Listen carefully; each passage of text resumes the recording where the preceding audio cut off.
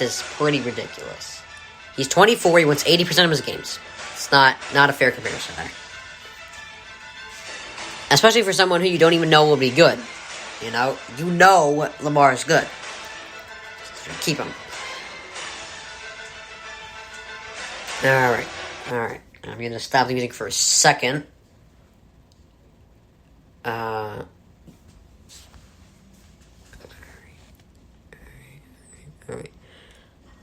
I got a couple more segments for yesterday. This is still yesterday's podcast. That would have been, and I'm already, I gotta get a move on, because this could last like an hour and a half. I don't want to really waste that time in your life. So, let's look at the Niners draft choice here. Now, think about this.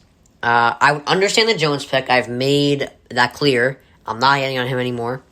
I'm just gonna simply say I think Lance is better. But Shanahan does not want. I think what Shanahan, I just don't like the Jones pick. That's the thing. I get it, but I don't like it. Lance has a high ceiling. But I don't know if Shanahan wants to wait. Does he want to wait for the next couple of years while the NFC West dominates them?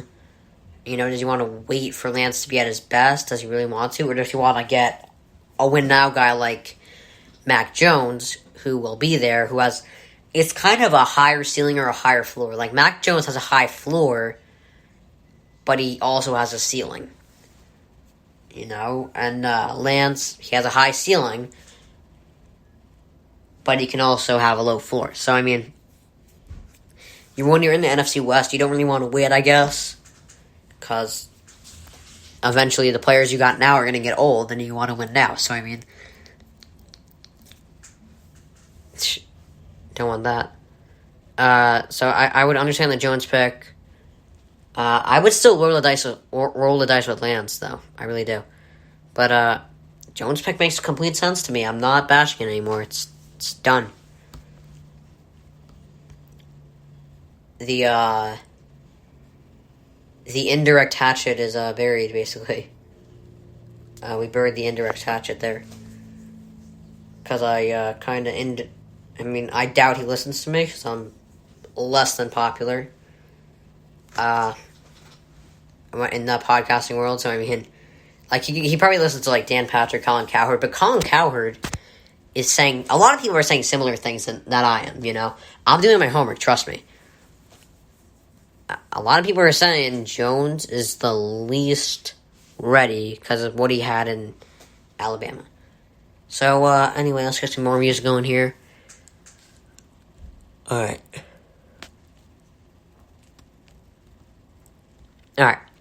Here we go.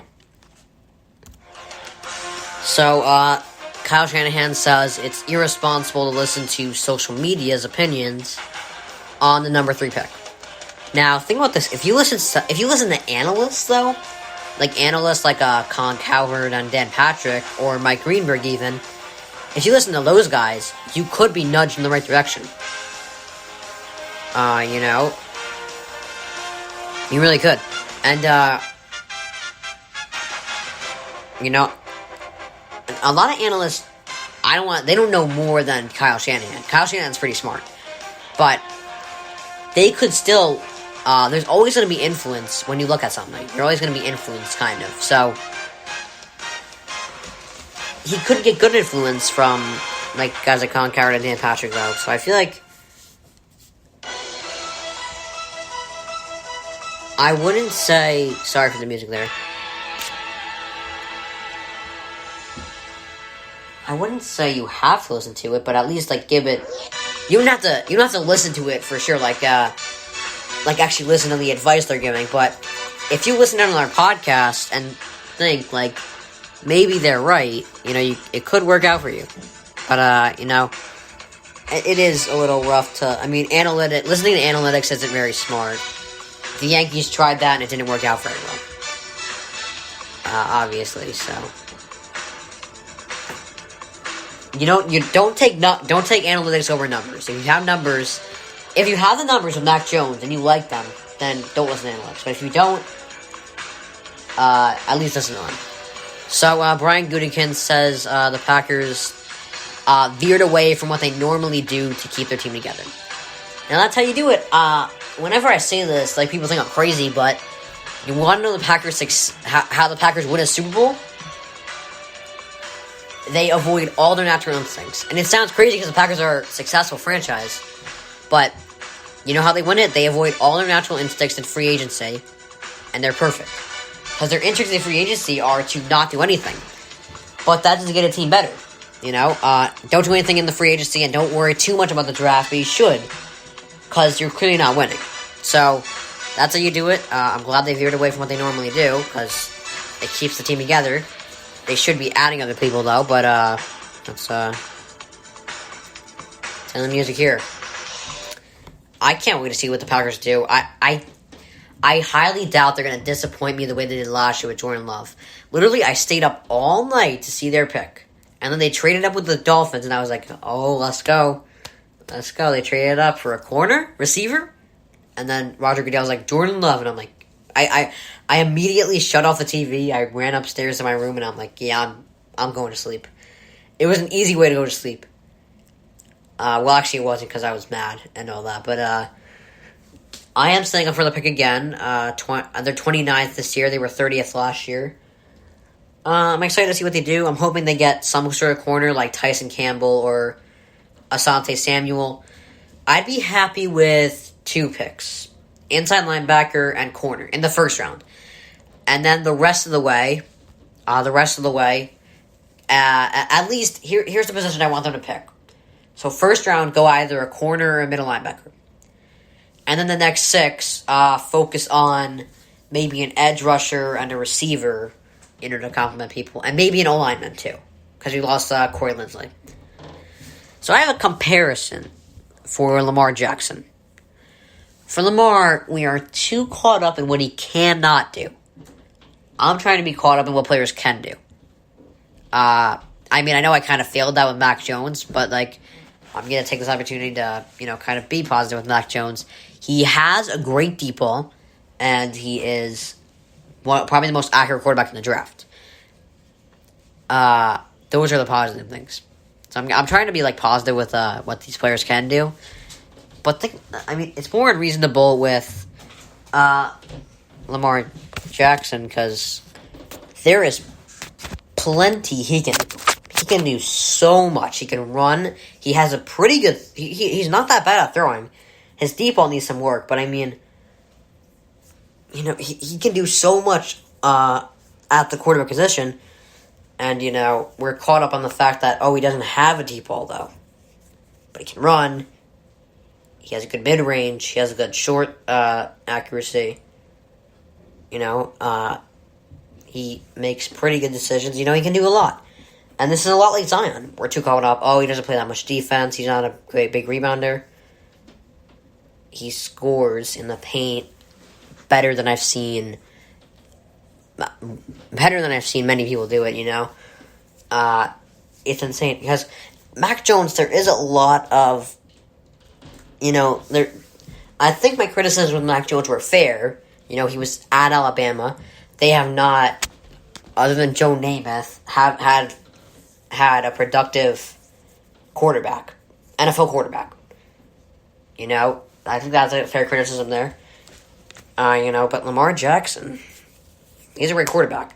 And Zion, great basketball player, overall.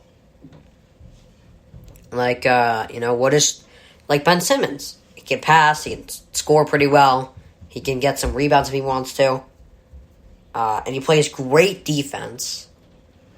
Problem is, he can't shoot the 3. So what? He does everything else.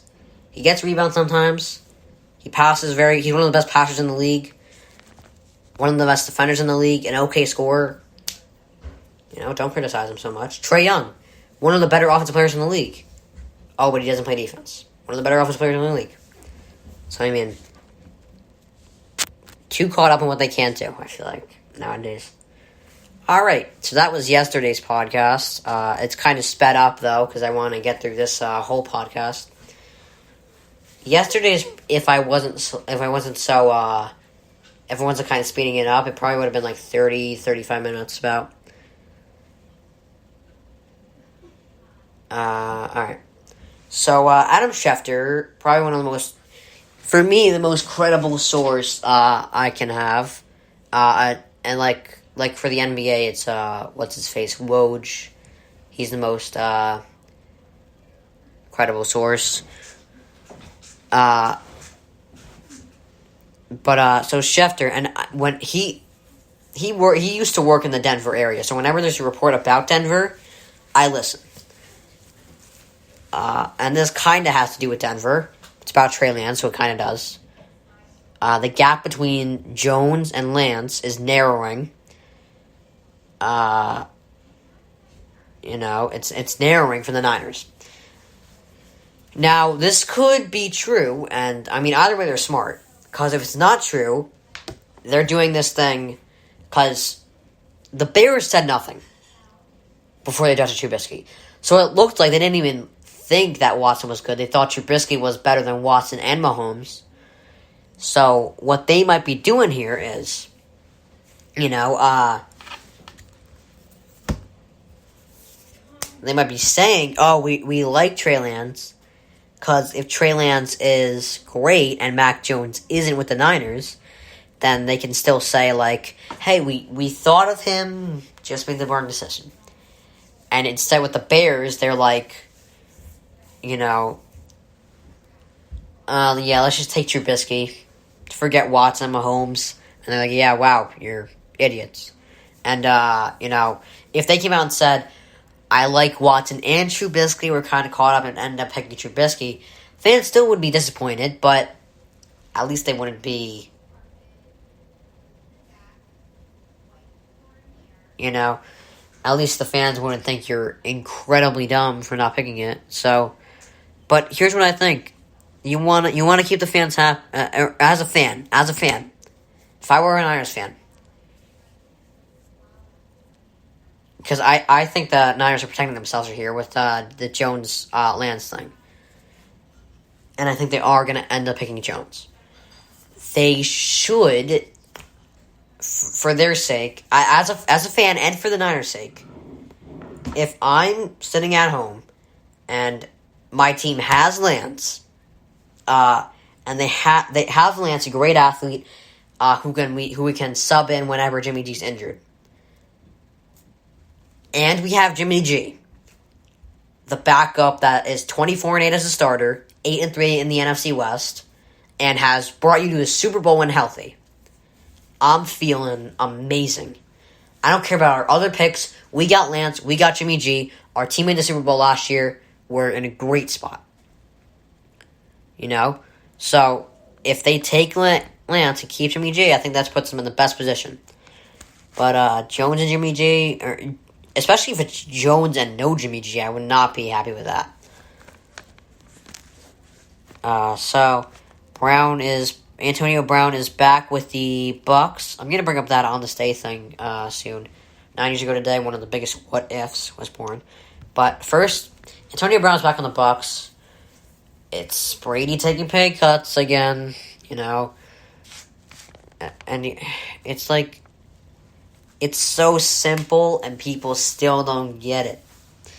And I'm not saying these guys are dumb. I mean, they don't have the same insight I do. I mean, and honestly, I don't think they are dumb. I think they know. So some people like the money. Some people like making money. And who doesn't? I mean, it gives you stability and all that. And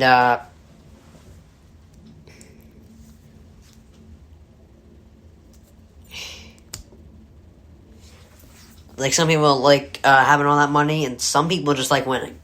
Brady is in a better position because his wife makes more than him. Like, his wife makes a bunch every year. I think he's gotten more comfortable. I think early in his career he liked that he was winning, and he didn't want to change anything. Like, I don't think Brady likes change that much. He wanted to stay with the Patriots, remember. He wanted to stay there. They told him to go. I